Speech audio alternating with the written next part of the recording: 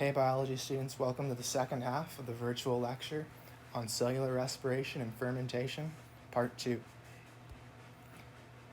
In this video, we're going to cover the first 3 stages of cellular respiration, those being glycolysis, pyruvate oxidation, and the citric acid cycle.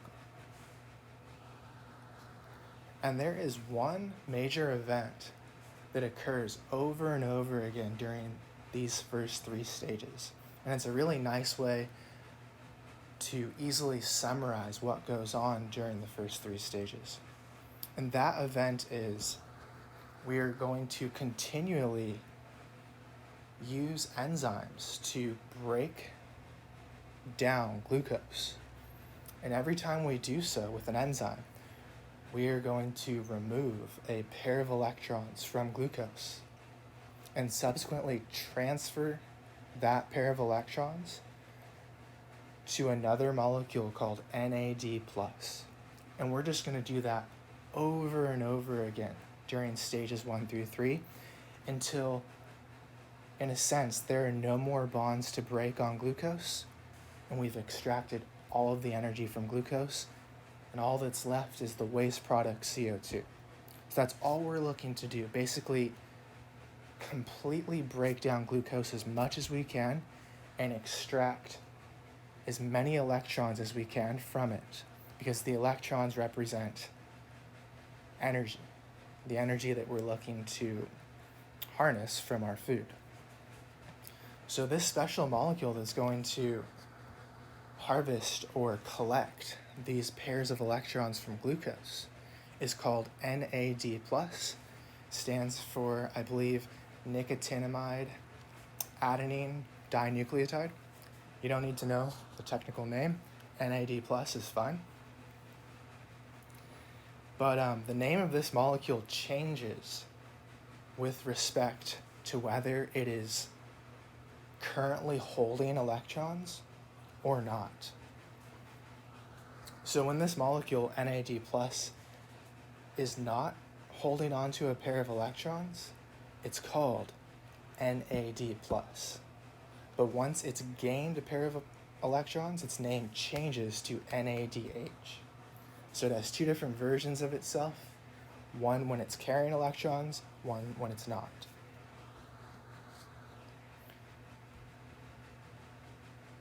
We're going to take a moment to look at this diagram here, and I encourage you to come back to this after watching the next video, which covers stages 4 and 5 as well.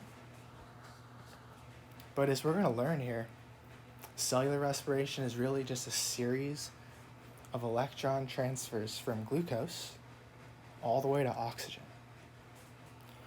And the first step in that series of electron transfers is to take electrons and to transfer them to NAD+. So remember, the electrons that are located in the covalent bonds of food, like glucose, in this location, these electrons have a lot of energy. And we can release that energy by allowing those electrons to come to a new location where they're more stable. For instance, bonded with oxygen. So as we transfer electrons, we are going to release energy. And we're going to use that energy that's released to build ATP. So the first step, which we're going to do over and over again during the first 3 stages, is to do this, to break down glucose. And I use scissors to represent enzymes. Now, these enzymes all have specific names, and there's many of them. We don't need to learn them in this class. So to represent one of those enzymes, I just use a scissors icon. That tells us that we're breaking down glucose. And during stages 1 through 3, we're going to do this many times. Specifically 12 times. And what's going to happen each time is we are going to remove a pair of electrons from glucose and transfer those electrons to NAD+. So we can show the outcome of that here.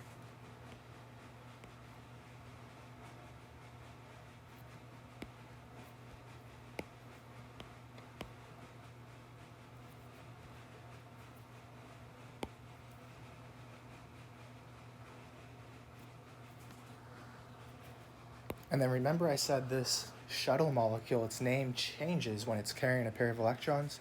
So now that it has a pair of electrons, it's no longer called NAD+, it's called NADH. And those electrons will continue their journey to oxygen in stages 4 and 5.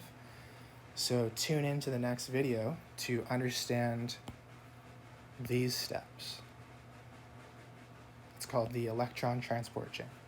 But for now, in this video, this is really all we're concerned with is transferring electrons from glucose to NAD+. So the whole goal of stages 1 through 3 is to generate a ton of NADH. Specifically per glucose, we're going to get 10 of these. So a total of 20 electrons. And you might be wondering, this seems really weird. Why are we doing this? What are we going to do with these electrons? Isn't the whole goal to make ATP? I don't understand. It will become more clear in the next video as to how we use these electrons for building ATP. But for now, this is our concern, just generating as much NADH as possible.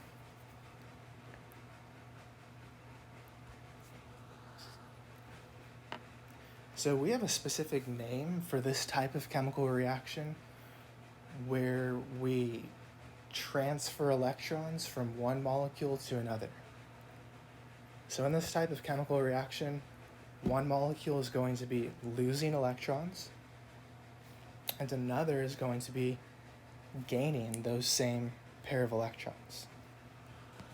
So we call this specific form of chemical reaction a redox reaction, which stands for oxidation reduction. Now, this is one way to break down a molecule as opposed to hydrolysis. So generally, when you strip away electrons from a molecule, you release energy. And this is the way that we are going to break down glucose in cellular respiration. We are going to strip away electrons from glucose. So when you do this type of a reaction, the molecule that ends up losing electrons, the molecule that gets electrons stripped away from it, we say that that molecule becomes oxidized. Okay, so oxidized means losing electrons. The other molecule that then gains those electrons is said to be reduced. And you can remember this with a little acronym called oil rig right here. Like an oil rig in the ocean that's, I don't know, like off Santa Barbara or Huntington Beach. Stands for oxidation involves the loss of electrons, where reduction involves the gain of electrons. So it's a nice way to remember that. This is just a picture showing you in general how an oxidation reduction reaction works. And more importantly, let's apply this to cellular respiration. Because cellular respiration is really a series of electron transfers, aka it's a series of redox chemical reactions. So remember I said in the very beginning, we can summarize stages 1 through 3 by saying that pairs of electrons continually get stripped away from glucose and transferred to NAD+. So let's draw that out. So here on the left, this is glucose.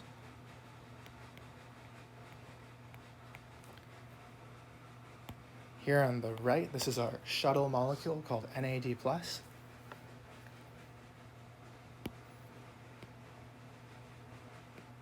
And each time we start to break down glucose, there's going to be an enzyme that comes in, breaks covalent bonds, and removes a pair of electrons from glucose and transfers them to NAD+.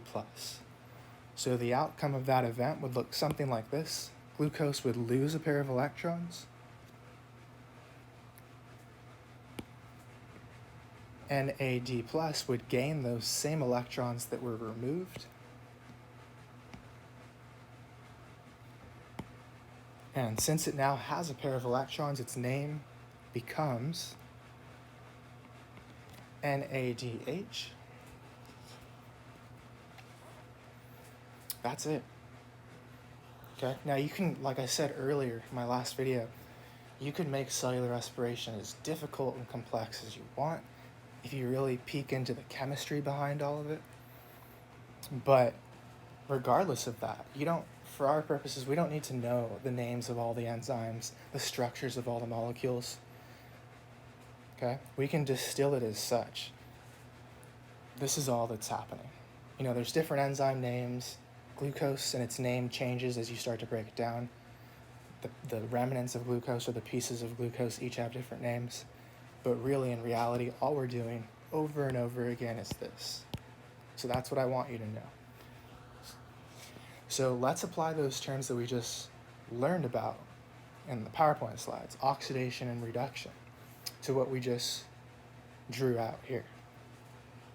So since glucose lost a pair of electrons, we say that glucose just got oxidized.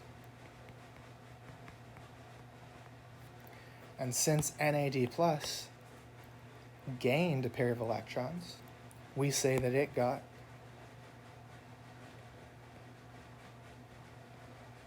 reduced.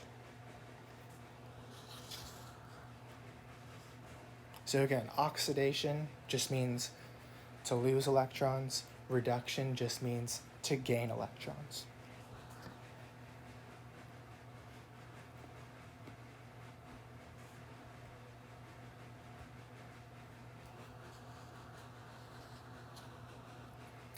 This is taking a look at the summary equation of all of cellular respiration. And just for you to realize that the whole metabolic pathway is really, like I said, just a transfer of electrons, ultimately from glucose to oxygen. When glucose has lost all of its electrons, it becomes carbon dioxide. That's basically the version of glucose that has no more high energy electrons to extract. Okay, it's a waste product. And then when oxygen gains those electrons that were stripped away, it is converted into water. So water is the reduced form of oxygen, and carbon dioxide is the oxidized form of glucose. So I'll say that again in a different way. Carbon dioxide is the form of glucose that has had its electrons removed completely from it, while water is the form of oxygen after it has gained a pair of electrons. This is just a summary diagram of the 5 stages of cellular respiration. Again, in this video, we're going to cover the first 3 stages, those being glycolysis, pyruvate oxidation, and the citric acid cycle. So starting with stage 1, which is called glycolysis, during this stage, we are going to split glucose in half. We're going to begin the breakdown of glucose. So glycolysis literally means to split glucose or to split sugar in half. The result of this process is going to be the two halves of glucose, which are called pyruvate, we're going to get 2 molecules of NADH, implying that we're going to strip away 2 pairs of electrons from glucose. And importantly, we're also going to generate 2 molecules of ATP without the need for any oxygen. Now, when we finish cellular respiration, we're going to get a ton of ATP. We're going to get 32 molecules of it per glucose. So we're only getting 2 right now because it's just the start of the process. So this is quite a complex stage. It's 10 consecutive chemical reactions. Each reaction is mediated by its own unique enzyme, a lot of chemistry going on. But for our purposes, we just want to be able to summarize what we come in with in glycolysis and what we come out with, the products. So a summary equation. This process actually does not occur in the mitochondria. It occurs in the cytoplasm.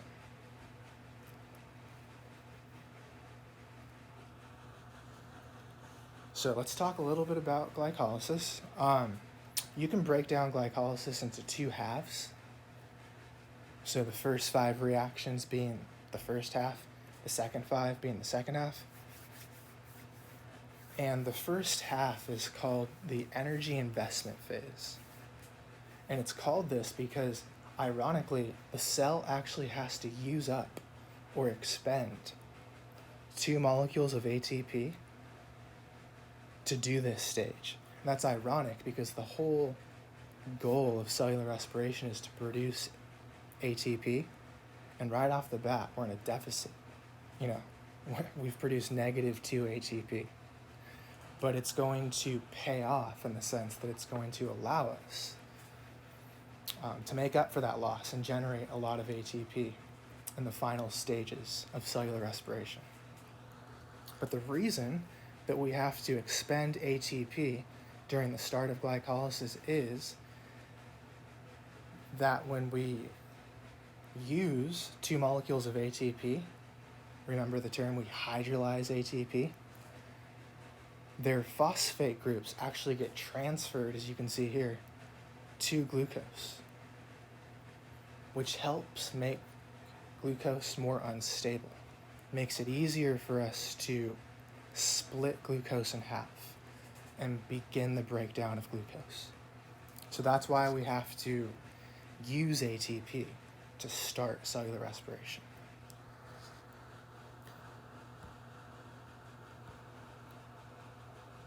So we're going to draw this out together. This should look familiar to you from the last video. And we're going to summarize the major events that occur during glycolysis. So first off, where does this occur? Again, this occurs in the cytoplasm. So the region of the cell that is inside the cell membrane, yet outside of the organelles. We are going to depict glucose in 2 different ways, like this and like this. They both mean the same thing. All right. So the first thing we have to do is we have to, like I said, spend some ATP. So let's show that.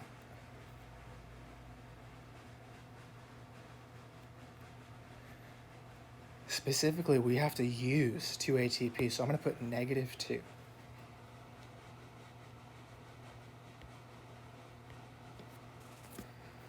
And remember, to use ATP means to remove the 3rd phosphate group from each molecule of ATP via hydrolysis.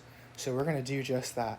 And those phosphate groups are going to get transferred directly to glucose itself. And like I said, that helps make glucose more unstable and easier for an enzyme to come in and basically chop glucose in half. Since I'm giving you two different depictions of this, I'm also going to show it over here.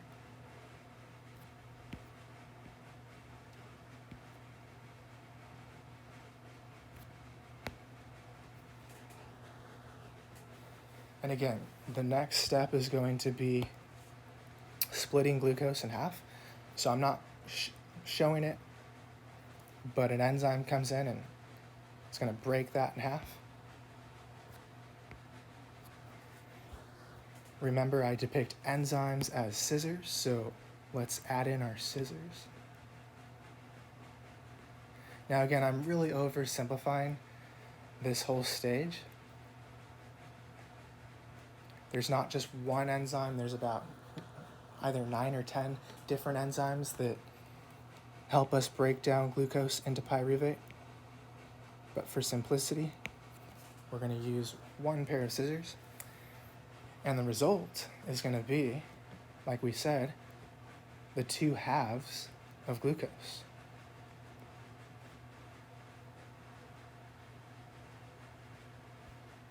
So there's one of them.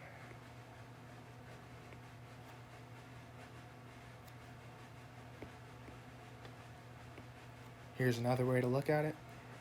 They both mean the same thing.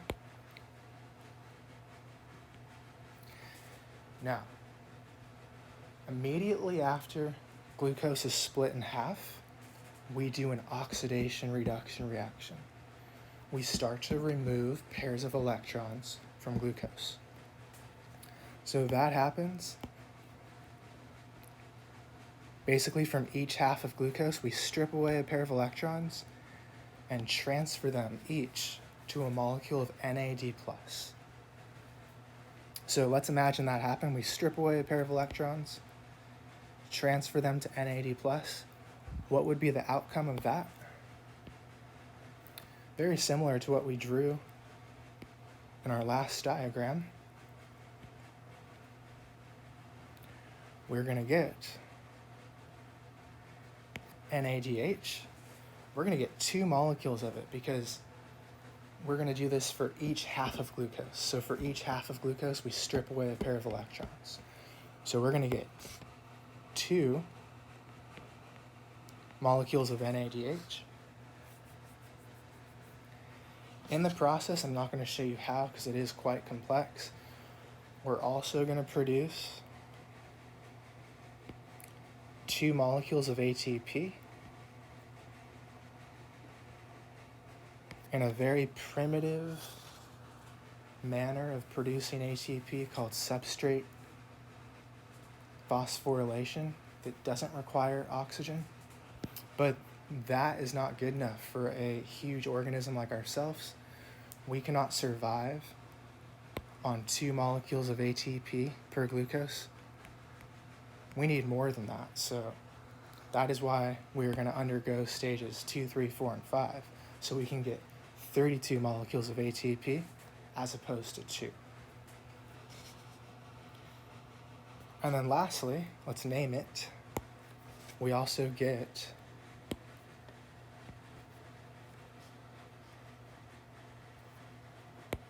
the 2 halves of glucose, which are called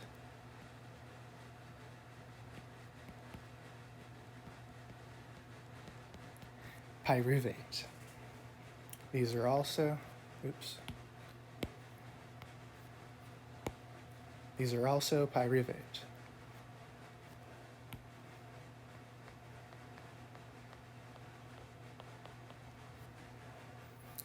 I'm going to get rid of that Y shape. It looks a little odd. Let's do that again. Okay. So those are the net products of glycolysis. We get 2 molecules of ATP. Let's underline everything. We get 2 ATPs. We get 2 molecules of pyruvate. And we get 2 molecules of NADH.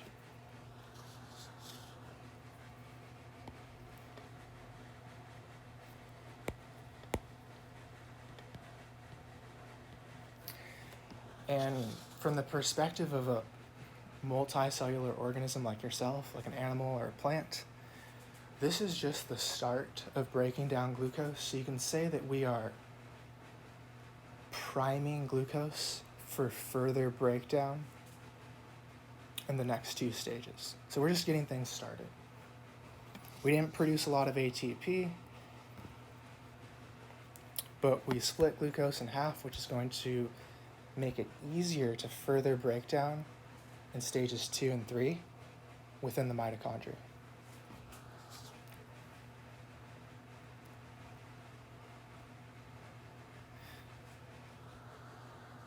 All right, so I also included stages 6 through 10 of glycolysis, which are pretty complex. That's called the energy payoff phase of glycolysis. You're not responsible for any of this. You just need to know, again, the net products of the entire process of glycolysis, those being 2 ATPs, 2 pyruvates, and 2 NADHs.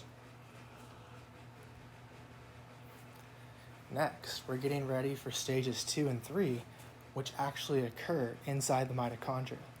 So prior to talking about those two stages, we need to better understand the basic structure of the mitochondria. So we're going to go back to our drawing, and we are going to label these 4 structures.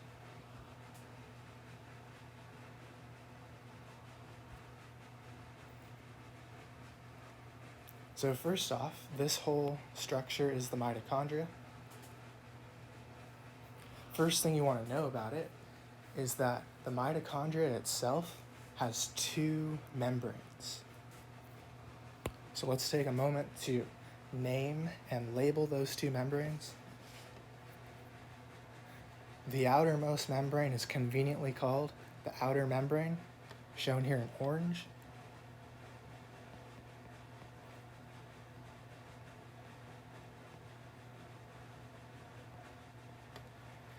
Then, like I just said, there's actually 2 membranes, so there's an innermost membrane shown here in red. That is nicely named the inner membrane. There's also a space or a compartment between these 2 membranes, which is called the intermembrane space. So that's this location here, in between the 2 membranes.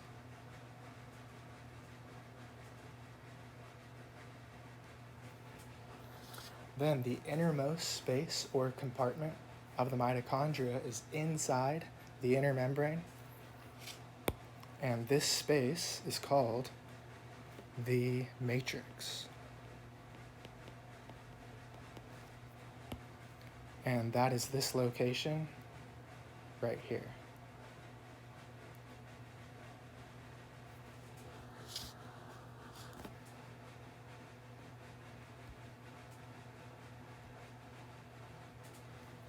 All right, so now we're ready to talk about stage 2, which is called pyruvate oxidation.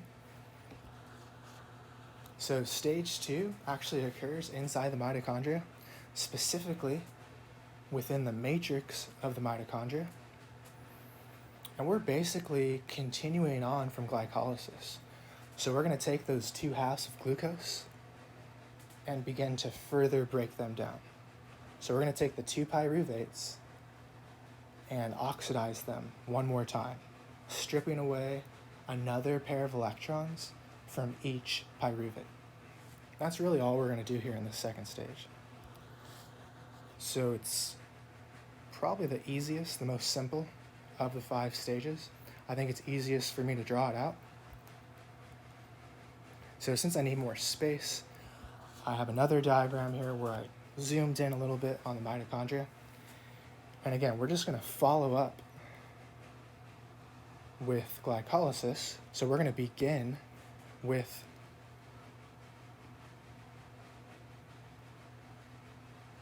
the product of glycolysis, which was pyruvate, circled here. And that pyruvate is going to get transported from the cytoplasm across the outer membrane, across the inner membrane, until it arrives at the matrix of the mitochondria. So pyruvate is our starting material, aka our reactant for stage 2. So let's take a moment to label that. This is pyruvate, as we learned in stage 1. And just in a simple sense, all we're doing here is we're going to break down pyruvate a little bit further. We're going to break another pair of bonds and strip away another pair of electrons. Like I said, that's pretty much all we're doing here in stages 1 through 3, breaking down glucose, stripping away electrons. So let's do it. Remember, there is an actual enzyme that helps us do this, helps us break bonds and strip away electrons, which we're going to indicate with a pair of scissors. So we have an enzyme that comes in, breaks 2 bonds, and transfers a pair of electrons from, in this case, pyruvate, to NAD+. So let's show the result of that.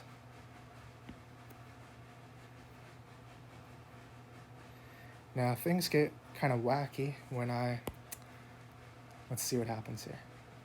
Yeah, thought that was going to happen. So I was going to use this, but I think I'll have to just squeeze in an H here. So imagine this becomes NADH. It's no longer NAD+. The last thing we have to do is put the electrons on it. And there we go. All we did was another oxidation-reduction reaction. Pyruvate was oxidized. It lost a pair of electrons. NAD+ was subsequently reduced. And upon being reduced, it is converted into NADH. That's it. Pyruvate is converted into a different molecule after it loses a pair of electrons. So pyruvate without a pair of electrons is a different molecule, has a different name, and its name is now acetyl. And it's just 2 carbons long, indicated here by the 2 circles, whereas pyruvate was 3 carbons. Now you might wonder, where did the 3rd carbon go? That's kind of weird, you didn't talk about it leaving. The answer is, at this point, we've started to break down glucose so far that we've actually stripped away as many electrons as we could from one of the carbons on glucose. So one of the carbons is completely spent. There's no energy left to tap into. So that's actually where that 3rd carbon disappeared to. And specifically, that 3rd carbon exits as a waste product called carbon dioxide. So that is that 3rd carbon. It's in the CO2. So that's why we went from 3 to 2. Now, everything that we've drawn here is actually happening twice, because remember, there are 2 pyruvates, right? 2 halves of glucose, which means we have 2 acetyls, 2 molecules of NADH, and also 2 molecules of CO2.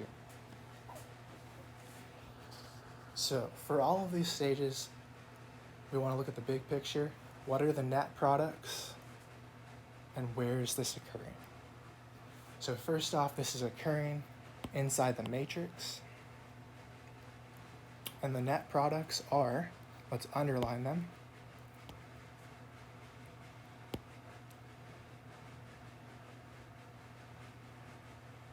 two molecules of acetyl, 2 molecules of NADH, and that's it. So we came in with pyruvate, came out with NADH and acetyl. I don't keep track of the CO2 because CO2 is a waste product. It is not going to help us generate HEP.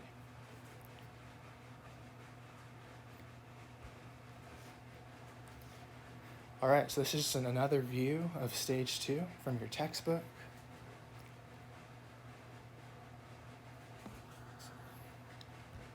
we're going to move on to the next stage, the last part of this video, which is stage 3, called the citric acid cycle. And it's in this stage that we're going to finish the breakdown of glucose. We're going to completely oxidize it. So we're going to strip away all remaining pairs of electrons till there's no energy left to release. So we're going to do a lot of oxidation and reduction. We're going to strip away a lot of pairs of electrons. So like stage 2, this also occurs within the matrix of the mitochondria. And before I just read what happens, it's easier to draw this out like we just did. So again, these are consecutive stages, so we're going to start here in stage 3 with our products of stage 2. So we're going to begin with acetyl, which was the product of pyruvate oxidation. So we're going to take a moment to label that.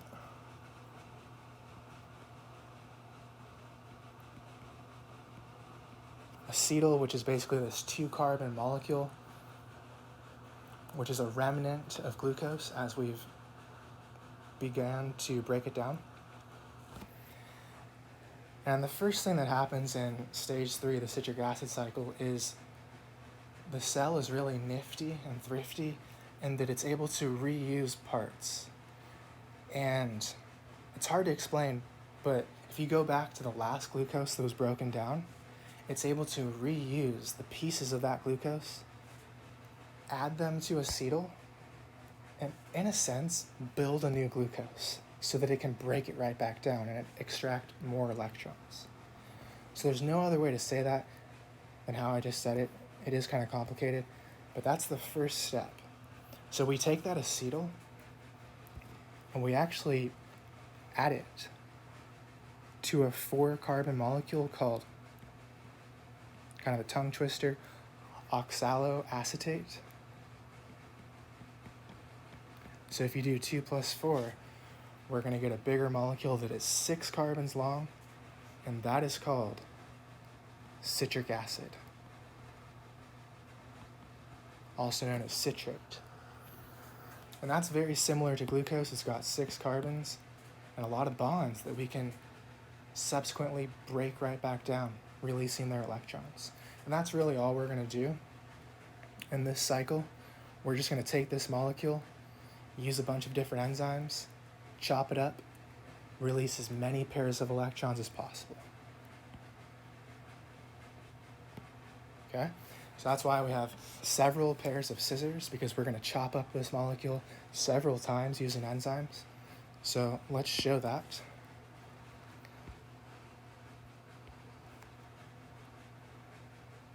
So we're going to break it down once, and remember, every time that we chop up glucose or a piece of glucose, we remove a pair of electrons.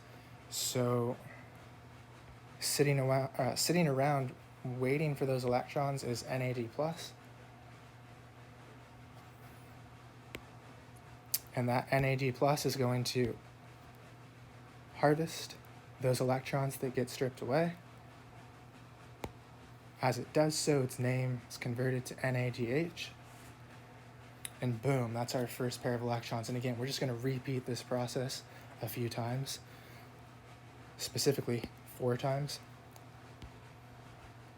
Then we're going to take that citric acid, chop it up some more, releasing another pair of electrons that are gathered by another molecule of NAD+, which gets converted, aka reduced, into NADH. Then we're going to do it a 3rd time. But there's this other shuttle that is analogous to NAD+ in terms of its function, but has a different name. It's called FAD. Just think of that as NAD+ with a different name. It's serving the same purpose. It's going to harvest a pair of electrons.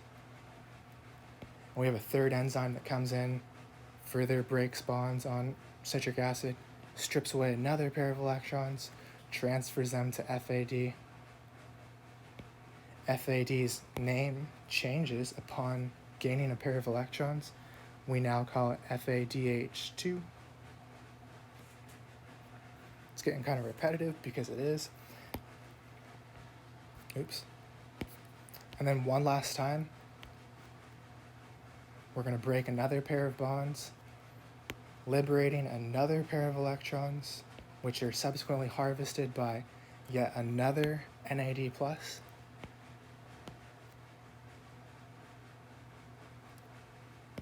Which is reduced into NADH. And the version of citric acid, after it's been chopped up quite a bit and several pairs of electrons have been removed from it, it has a different name. It's called oxaloacetate. And that's the same oxaloacetate that we reuse at the start of this process and add it to the next incoming acetyl so we can regenerate citric acid and re-break it down. If that sounds a little confusing, again, it sort of is. But that's the citric acid cycle. What we care about is the main products here. Think back to the start of this video. What's the whole goal of this process? The whole goal is to break down glucose as much as we can using enzymes, releasing electrons, and then harvesting those pairs of electrons with NAD+. And hopefully you can see that we did that quite a bit here. We stripped away 4 pairs of electrons. And it will become more clear in the next video as to what we're going to do with those electrons. How are we going to use these electrons to generate ATP? So we can summarize the citric acid cycle as such. The net products are 6 molecules of NADH and 2 molecules of FADH2. Now you might be looking at that and saying, you didn't add that up correctly. I see 3 molecules of NADH and 1 molecule of FADH2. Well, you have to take into account that there were 2 acetyls at the start that were derived from the 2 halves of glucose. So we have to take everything and multiply it by 2. So that's why you get 6 and 2. Also, during this process, we generate 2 molecules of ATP. Not very much, but it's worth noting that it does happen. So that's another product. But these are the main products of the citric acid cycle. And we're going to use these in stage 4, called the electron transport chain, to help us build a tremendous amount of ATP.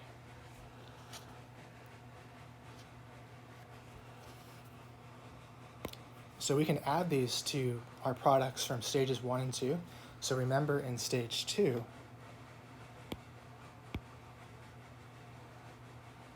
we also generated 2 more NADH. And then in stage 1, glycolysis, we also generated 2 NADH. So we have these 10 molecules of NADH, each carrying a pair of electrons, which we're going to use in stage 4. But in terms of the citric acid cycle, these are the products of the citric acid cycle alone.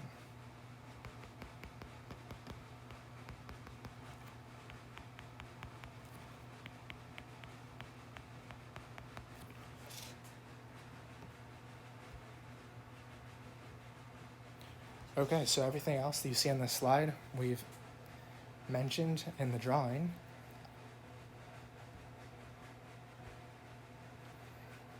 Here's a more complicated view, still overly simplified, of the citric acid cycle. You don't need to know these names here if I didn't talk about it in my drawing. One thing I did not mention in my drawing, which I wanted to, was that During this process of breaking down citric acid into oxaloacetate, did you notice that we went from 6 carbons to 4 carbons? Well, that is because we completely extracted all the energy that we could from 2 of those carbons, and they actually exited as 2 molecules of carbon dioxide, which again are waste. They exit the mitochondria, exit the cell, are transported to the bloodstream, and finally exhaled via your lungs into the atmosphere.